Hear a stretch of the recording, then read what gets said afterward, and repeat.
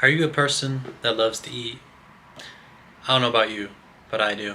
I love to eat pizza, burgers, croissants, tiramisu, mussels, random types of bread. I just love it all, and so, sometimes I feel like I spend quite a bit of money going out to restaurants every now and again.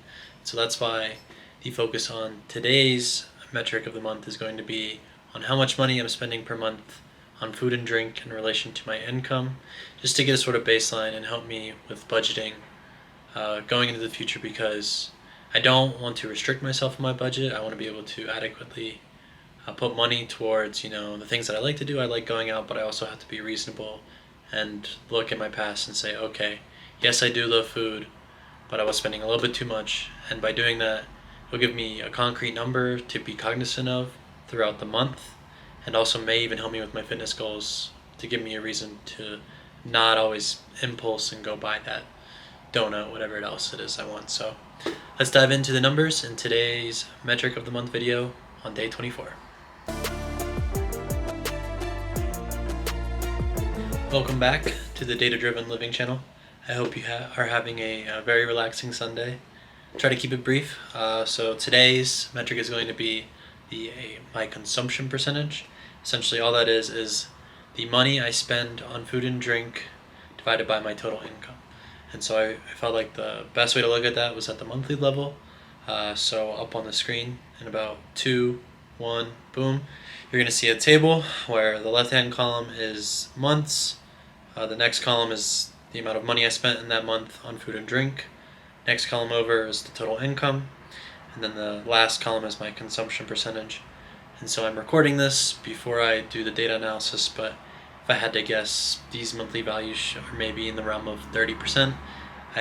My take home, I think, is around $4,000, and I feel like I probably spend into the realm of $900 to $1,000. So 25-30% is my guess. So in post, I guess we'll see where these numbers actually lie. And so, yeah, from this, I don't really have any expectations of what I want to do from this value. Like I mentioned earlier in the video, I just want to kind of set a baseline for myself as I craft a realistic budget for how I want to operate going in to the middle and end of this year.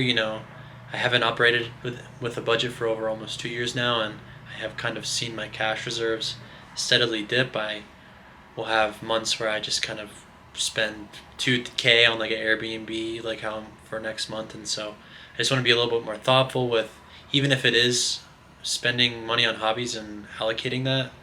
I want to know, okay, every month I'm going to put $300 aside to a savings, and then in a couple months, like, that is how I'm going to spend on my trips. I've just kind of haven't had a very long-term focused goal. I've been so focused on just like reshifting my life. I moved away from the East Coast, was getting a new job, and was just not focused on living, and I think that was great. But going in the long term, I want to make sure that I am setting a budget, I'm following it, and so I can start to deploy the same sort of thinking in my business as well. And so from that, this will be rolled into my budget. I'll know generally how much I spend, have that as a percentage, and then also add in my fixed expenses like I mentioned earlier, and then later on, either as part of these monthly metric series videos, I'll also have what my percentage is on my hobbies and other important things that make up my typical monthly spending. But that's it for today. Thanks for joining me on your Sunday, where we talked a little bit about our finances, and hope you have a good rest of your day.